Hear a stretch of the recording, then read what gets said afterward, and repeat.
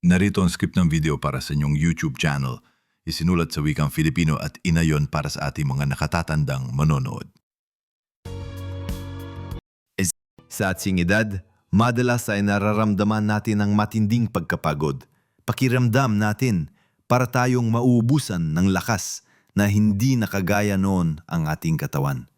Gusto natin manatiling malakas, malusog at aktibo para sa ating mga pamilya, para sa ating mga apo. Kaya naman, marami sa atin ang kumukuha ng mga bitamina, mga supplements. Iniisip na ito ang susi sa mas maabang buhay at mas magandang kalusugan. Pero paano kung sabihin ko sa inyo na minsan, ang mga bagay na iniinom natin na akala natin ay nakakabuti ay siya palang nagdudulot ng panganib? Bilang isang doktor na nag-aaral at napapagaling sa ating utak, nakita ko na ang iba't ibang kaso kung saan ang isang simpleng hangarin na manatiling malusog ay nagiging sanhi ng malalang problema lalo na sa mga nakatatanda. Nakakabahala po na maraming seniors ang umiinom ng mga bitamina na sa bandang huli ay nakakapinsala sa kanilang mga ugat, sa kanilang puso at lalo na sa kanilang utak. Ang masakit na katotohanan ay hindi natin alam na ang ating ginagawang pag-iingat sa kalusugan ay maaari palang magdulot ng seryosong komplikasyon tulad ng pamumuo ng dugo o blood clots na pwedeng maging sanhi ng stroke. Isang stroke at biglang nagbabago ang takbo ng buhay, hindi lang sa atin, kundi pati na rin sa ating mga mahal sa buhay na umaasa sa atin. Kaya naman po sa video na ito, tatalakayin natin ang 5 specific na bitamina na kung hindi wasto ang paggamit o kung labis ang iniinom, ay maaaring magdulot ng malaking panganib kasama na ang pamumuo ng dugo. Ito ang mga bagay na bilang isang brain doctor ay ibinibiling ko sa aking mga pasyente na maging maingat o kung maaari ay iwasan na, lalo na kung walang gabay ng doktor. Nais kong maging gabay ninyo ngayon sa pag-unawa sa mga panganib na ito para mas maging ligtas at mas matalino tayo sa pag-aalaga sa ating sarili. Manatili po kayo hanggang sa dulo ng videong ito dahil ang mga impormasyong ibabahagi ko ay posibleng makagulat sa inyo at higit sa lahat makapagliligtas ng buhay. Ang ating kalusugan, lalo na sa ating golden years, ay isang pamana na dapat nating ingatan, hindi lang para sa atin, kundi para sa ating mga pamilya. Kaya tara na at tuklasin natin ang mga bitaminang dapat nating pag-ingatan. Simulan natin ang ating paglalakbay sa kaalaman at ang una nating tatalakayin ay ang isang bitamina na napakahalaga para sa ating katawan, ngunit pwedeng maging sanhi ng malaking problema, lalo na sa mga nakatatanda, lalo na kung umiinom ka ng mga gamot na pampalabnaw ng dugo. Pinag-uusapan natin dito ang vitamin K.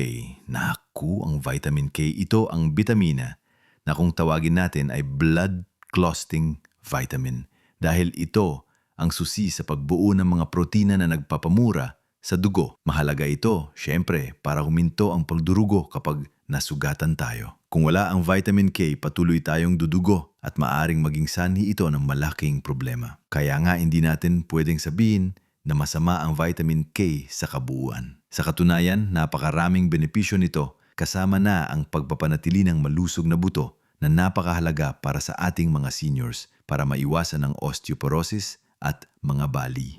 Markukuha natin ito ng natural sa maraming pagkain, lalo na sa mga biling gulay tulad ng malunggay, kangkong, spinach at broccoli. Ibig sabihin, ang pagkain ng masustansyang gulay ay napakabuti para sa atin. Ngunit narito ang malaking pero pagdating sa vitamin K, lalo na para sa ating mga lolo at lola. Ang problema ay lumalabas kapag ang isang tao ay umiinom ng mga gamot na pampalabnaw ng dugo tulad ng warfarin na karaniwan sa Pilipinas. Ang warfarin ay gumagana sa pamamagitan ng paggadlang sa function ng vitamin K sa pagbuo ng blood clots. Ang layunin ng gamot na ito ay mapigilan ang pamumuo ng dugo sa mga taong may high risk ng stroke o heart attack, tulad ng mga may arrhythmia o may history ng blood clots. Ngayon, isipin ninyo, kung ang warfarin ay nilalabanan ng epekto ng vitamin K at bigla kang kumuha ng sobrang daming vitamin K mula man sa supplement o sa biglaang napakalaking pagbabago sa iyong diet, ano ang mangyayari? bigla mong pinawalang saysay ang gamot mo. Bigla mong ginawa itong walang epekto. Kung mawalang bisa ang warfarin, mas mataas ang tsansa mo magkaroon ng blood clots na maaari maglakbay sa iyong utak at magdulot ng stroke o sa iyong puso at magdulot ng atake sa puso. Ito ang dahilan kung bakit bilang brain doctor, talagang pinakaiwasan namin ang biglaang pagbabago sa vitamin K intake para sa mga pasyenteng naka-warfarin. Meron akong isang pasyente, si Mang Tonyo, 62 taong gulang. Umiinom siya ng warfarin dahil nagkaroon na siya dati ng mini-stroke. Naging maingat siya sa pagkain at alam niya na may vitamin K ang mga gulay, kaya balance lang ang kinakain niya. Isang araw, niregaluan siya ng kanyang anak na isang health supplement na may mataas na vitamin K. Iniisip na makakabuti ito sa buto niya. Hindi niya sinabi sa doktor. Pagkalipas ng ilang linggo, pakiramdam niya ay malakas siya. Pero ang totoo, bumababa na ang epekto ng warfarin sa kanyang dugo. Isang umaga, bigla na lang siyang nag-ising na hindi na niya maigalaw ang kanyang bahagi ng kanyang katawan. Stroke. Masakit isipin na ang isang bagay na akala niya ay nakakabuti ay siya palang nagdulot ng kapahamakan. Kaya naman po ang payo ko, kung umiinom ka ng gamot na pampalabno ng dugo, huwag kang basta-bastang iinom ng vitamin K supplement at makipag-ugnayan na agad sa iyong doktor kung may plano kang baguhin ng iyong diet o uminom ng anumang health supplement. Ang consistency ay napakahalaga pagdating sa vitamin K at warfarin.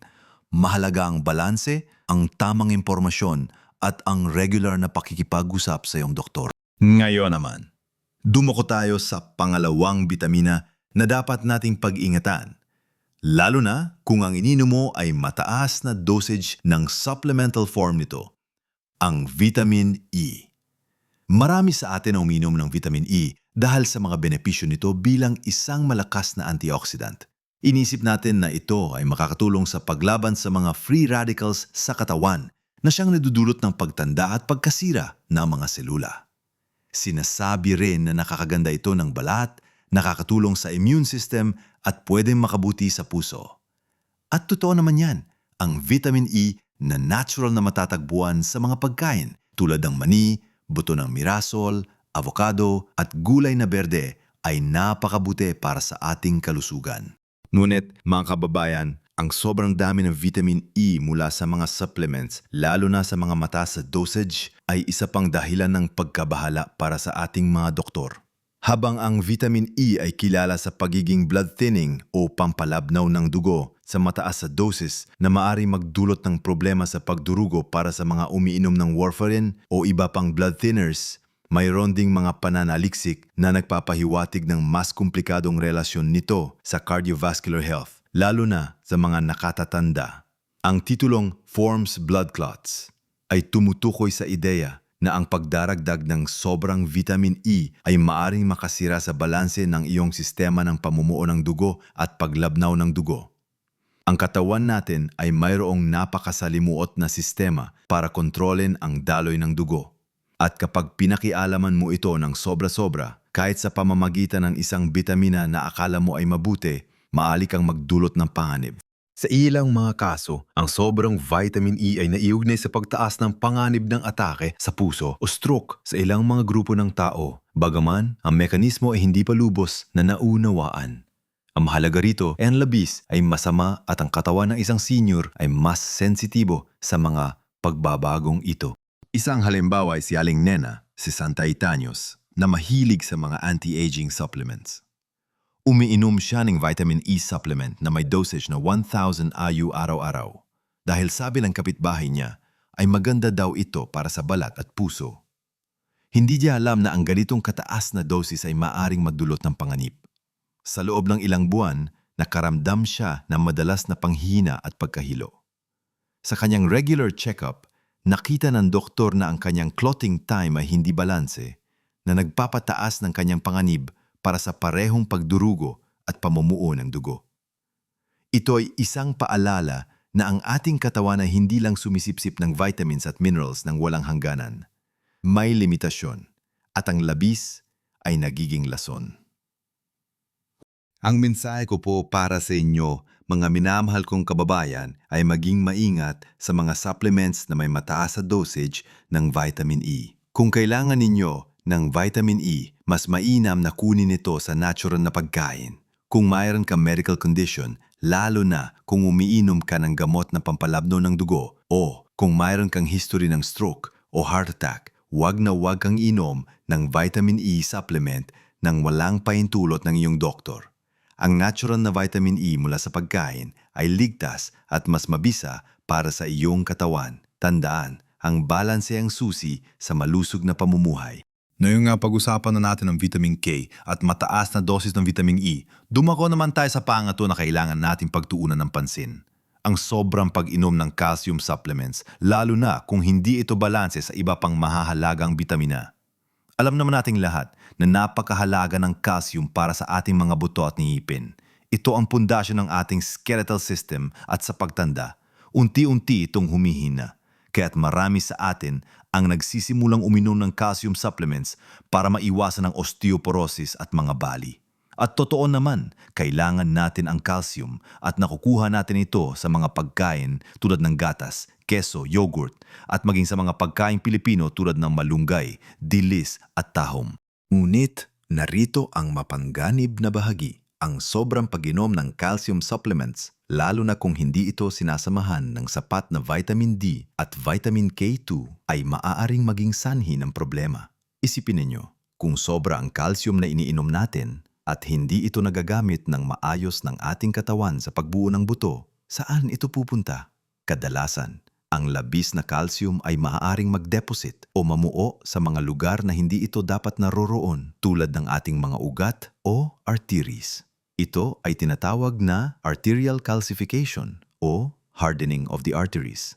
Ang mga ugat na nagiging matigas at barado dahil sa calcium deposits ay hindi na makakadaloy ng maayos ang dugo. Kapag may ganitong pagbabago sa ugat, mas mataas ang tsansa na magkaroon ng plaka at, sa alaunan, ay magkaroon ng blood clots na maaaring magdulot ng stroke o heart attack.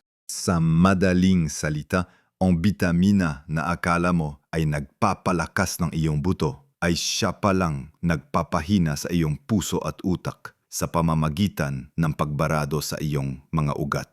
Mayroon akong isang pasyente, si Lola Fe, 75 anyo.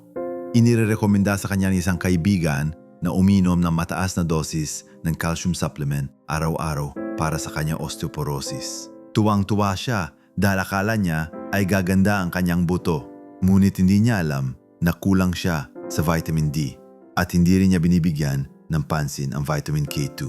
Matapos ang ilang taon, nagsimula siya makaranas ng pananakit ng dibdib at hirap sa paghinga. Sa kanyang mga tests, lumabas na mayroon siyang malaking buildup ng calcium sa kanyang coronary arteries. Ito ay isang seryosong kondisyon na nagpapataas ng kanyang panganib para sa stroke at atake sa puso. Ang aral dito ay hindi lang basta-basta uminom ng supplements. Kailangan natin itong maintindihan at balansehin. Ang pinakamabisang paraan ay kumuha ng calcium mula sa pagkain. Kung kailangan mo ng supplement, kumonsulta sa iyong doktor tungkol sa tamang doses at kung kailangan mo ring samahan ito ng vitamin D at vitamin K2 na tumutulong sa calcium na mapunta sa buto at hindi sa ugat. Tandaan, ang katawan natin ay isang komplikadong sistema at ang bawat bitamina ay may partikular na tungkulin at balanse. Sumunod naman sa ating listahan ay ang iron o bakal. Napakahalaga ng iron para sa ating katawan. Ito ang pangunahing sangkap sa hemoglobin, ang bahagi ng ating dugo na nagdadala ng oxygen mula sa baga papunta sa bawat selula ng ating katawan. Kasama na ang ating utak. Kung kulang ka sa iron, magiging anemic ka na magdudulot ng pagkapagod, panghihina at hirap sa pag-iisip dahil kulang ang oxygen na nakakarating sa iyong utak. Makuha natin ang iron sa mga pagkain tulad ng pulang karne, atay, itlog at mga gulay na berde tulad ng kangkong at malunggay. Ngunit kagaya ng lahat ng bagay, ang labis na iron ay masama, lalo na para sa ating mga nakatatanda. Ang katawan ay may paraan para mag-store ng iron at kung sobrang iniinom mo o kung mayroon kang genetic condition na nagiging sanhi ng iron overload tulad ng hemochromatosis, maaaring mag-ipon ng iron sa iba't ibang organ ng iyong katawan, kabilang ang iyong puso, atay, at maging ang iyong utak. Ang labis na iron sa katawan ay nagiging sanhi ng oxidative stress o pinsala sa mga selula na dulot ng free radicals. Kapag nangyari ito, nagkakaroon ng pamamaga o inflammation at ito ay maaaring magdulot ng pinsala sa mga daluyo ng dugo na nagpapataas ng pang-anib ng pamumuo ng dugo at sakit sa puso. Hindi direkta nitong binubuo ang dugo, mulit lumilika ito ng isang kapaligiran sa loob ng iyong katawan na mas madaling kapitan ng mga komplikasyon sa cardiovascular tulad ng blood clots at stroke. Isang halimbawa ay si Mang Ben, 70 anyos. Naramdaman niya madalas siyang pagod kaya nang hindi kumukonsulta sa doktor, uminom siya ng iron supplement na may mataas na dosis araw-araw. Iniisip na anemic lang siya. Hindi niya alam na sapat naman ang kanyang iron levels at ang pag-inom ng labis ay nagdudulot na ng unti-unting pinsala sa kanyang mga organs. Pagkalipas ng ilang taon, nakaramdam siya ng irregular na tibok ng puso at pananakit ng kasukasuan. Nang siya ay magpatingin, nakita na mataas ang kanyang iron levels at nagsisimula na ito magdulot ng pinsala sa kanyang puso at atay. Ito ay isang paalala ng pagkapagod ay hindi palaging senyales ng anemia at ang self-medication ay delikado. Ang mahalaga ay magpatingin sa doktor at magpasuri ng iyong iron levels bago ka uminom ng anumang iron supplement. Ang tamang balanse ng iron ay mahalaga para sa iyong dugo at utak. Ang sobra ay laging may panganib. Huling bahagi ng ating pag-uusap na yon, tatalakayin natin ang ikalimang bitamina na dapat nating pag-ingatan ang labis na paggamit, lalo na sa mga nakatatanda. Ang mataas na dosis ng synthetic folic acid. Ang folic acid, na kilala rin bilang vitamin B9, ay napakahalaga para sa ating katawan. Ito ay critical para sa pagbuo ng DNA, paggawa ng bagong selula, at pag-iwas sa mga birth defects sa mga sanggol. Sa mga matatanda, nakakatulong din ito sa pagsuporta sa brain function at pag-iwas sa anemia. Makukuha natin ang natural na folate sa mga pagkain tulad ng leafy greens, spinach, repolyo, beans at citrus fruits. Ngunit ang synthetic folic acid na karaniwang matatagpuan sa mga supplements at fortified foods ay maaaring maging sanhi ng mga problema kapag sobra-sobra ang ininom, lalo na sa mga seniors. Ang pinakamalaking pagkabahala rito ay ang kakayahan ng labis na synthetic folic acid na magtago o magmaskara ng vitamin B12 deficiency. Ang vitamin B12 ay isa pang mahalagang B vitamin na kailangan para sa nerve health, brain function at paggawa ng red blood cells. Sa ating pagtanda, lalo na at kung tayo ay umiinom ng ilang gamot tulad ng metformin o kung meron tayong problema sa panunaw, mas madalas tayong magkaroon ng vitamin B12 deficiency. Kapag kulang sa B12, maaaring magkaroon ng nerve damage, cognitive decline, pagkalimot, hirap sa pag-iisip, at isang uri ng anemia na tinatawag na megaloblastic anemia. Ngayon, bakit delikado ang folic acid dito? Kung mayroon kang B12 deficiency at umiinom ka ng mataas na dosis ng folic acid, mapipigilan ng folic acid ang pag-unlad ng anemia na dulot ng B12 deficiency, na isa sa mga senyales na ginagamit namin para matukoy ang B12 deficiency. Kaya, akala mo ay okay ka, pero ang totoo, patuloy na nasisira ang iyong nerves at utak dahil sa hindi natukoy na B12 deficiency. Habang hindi direkta ito nadudulot ng blood clots, ang malalang nerve damage at cognitive decline ay nagpapataas ng pangkalahatang panganib sa kalusugan kasama na ang vascular health. Ang vitamin B12 ay tumutulong din sa pag-regulate ng homocysteine, isang amino acid na kung mataas ang level sa dugo ay naiugnay sa pagtaas ng panganib ng sakit sa puso at stroke. Kaya, ang imbalance na dulot ng labis na folic acid na nagtatago ng B12 deficiency ay maaaring magkaroon ng malawak at seryosong epekto sa iyong utak at sa iyong circulatory system. At isipin ninyo si Tatay Leo sa tinsang taong gulam. Nagsimula siyang makalimutin at namhihina. Binilhan siya ng kanyang anak ng B-complex supplement na may napakataas na folic acid.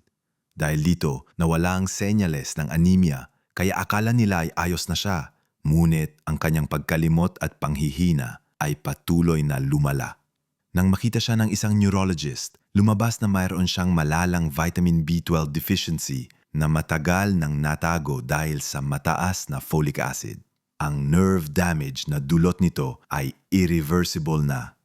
Nakakalukot isipin na ang isang bagay na akala niya ay nakatulong ay naging hadlang sa tamang diagnosis at lunas. Ang aral dito, mga minamahal kong kababayan, ay hindi lahat ng good for you ay good for you sa lahat ng oras at sa lahat ng dosis. Lalo na sa ating edad, ang bawat bitamina, bawat gamot, bawat supplement ay may potensyal na epekto sa ating katawan. Hindi dapat natin basta-basta iniinom ang anumang nakita natin o narinig natin mula sa kapitbahay. Ang bawat isa sa atin ay may sariling kakaibang pangangailangan at kondisyon ng kalusugan. Ngayon, pagkatapos nating talakayin ang 5 bitaminang ito, ang vitamin K, vitamin E, calcium, iron at folic acid, na dapat nating pag-ingatan ang labis na paggamit, lalo na sa ating mga ginintuang taon, sana ay marami kayong natutunan. Hindi ibig sabihin ay huwag na tayong kumuha ng mga bitamina. Hindi ko po sinasabing masama ang mga ito sa kabuuan. Ang mensahe ko po bilang isang doktor na nagmamalasakit sa inyong kalusugan ay maging mapanuri, maging mapagtanong at maging responsabale sa inyong pagpili. Ang mga bitaminang ito ay mahalaga, ngunit ang labis at maling paggamit ay maaaring magdulot ng mas malaking problema kaysa sa benepisyo, lalo na ang panganib ng pamumuo ng dugo na maaaring magdulot ng stroke at iba pang seryosong komplikasyon. Kung umiinom ka ng anumang gamot o kung mayroon kang anumang karamdaman, lalo na kung mayroon kang historyang stroke, sakit sa puso o anumang kondisyon sa dugo, ang pinakamahalagang payo na maibibigay ko sa inyo ay laging kumonsulta sa inyong doktor bago uminom ng anumang bagong bitamina o supplement. Ang iyong doktor ang pinakamainam na makapagpapayo sa iyo kung ano ang tama para sa iyong natatayang kondisyon. Siya ang makakapagbigay ng tamang dosis at makakapag-assess kung may posibleng interaction sa mga gamot na iinom mo na. Hindi kailangan na lahat ay nasa supplement form. Maraming vitamins at minerals ang nakukuha natin sa ating pagkain, sa mga gulay at prutas na sagana sa ating bansa. Masustansyang pagkain, sapat na tulog, at regular na ersisyo. Ito ang mga pundasyon ng totoong kalusugan.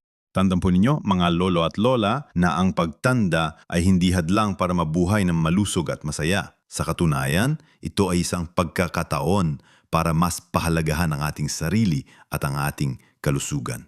Ang kaalaman, ang pinakamalakas nating sandata laban sa sakit at kapahamakan. Sa pamamagitan ng pag-alam sa mga impormasyong tulad nito, mas magiging empowered tayo na gumawa ng matalinong desisyon para sa ating katawan at sa ating utak. Ang ating utak ay ang sentro ng ating pagkatao, ang nagkokontrol sa lahat ng ating iniisip, nararamdaman at ginagawa. Kaya ang pag-iingat sa mga bagay na maaaring makapinsala dito tulad ng blood clots na dulot ng maling vitamin intake ay napakahalaga. Ito ay para sa inyong kapayapaan ng isip at para sa inyong patuloy na kasiyahan sa piling ng inyong pamilya. Iwag po kayong magatubiling magtanong sa inyong doktor. Huwag matakot na magsaliksik. Ang bawat araw ay isang pagkakataon para alagaan ang ating sarili at mamuhay ng buong buo. Kung mayroon kayong naisip na tanong o kung gusto ninyong ibahagi ang inyong karanasan tungkol sa pag-inom ng supplements, huwag po kayong magatubiling mag-iwan ng komento sa ibaba. Gusto kong marinig ang inyong mga kwento at matuto mula sa inyo. Kung nakatulong po ang video na ito sa inyo, sana po ay like ninyo at i-share sa inyong mga kaibigan at kapamilya na sa tingin ninyo ay makikinabang din sa impormasyong ito. At kung gusto ninyong makarinig pa ng mga payo at impormasyon tungkol sa kalusugan mula sa isang brain doctor, huwag kalimutang mag-subscribe sa channel na ito at pindutin ang notification bell para lagi kayong updated sa aming mga bagong video. Magkakasama tayo sa paglalakbay na ito tungo sa mas malusog at mas masayang pagtanda. Maraming salamat po sa inyong panonood. Tandaan, hindi lang sa dami ng taon na susukat ang buhay, kundi sa kalidad ng bawat sandali. Mamuhay ng buong buo, ng walang takot at may kumpiyansa sa inyong paglalakbay. Live your best life at every age. Kayo po ang aming inspirasyon.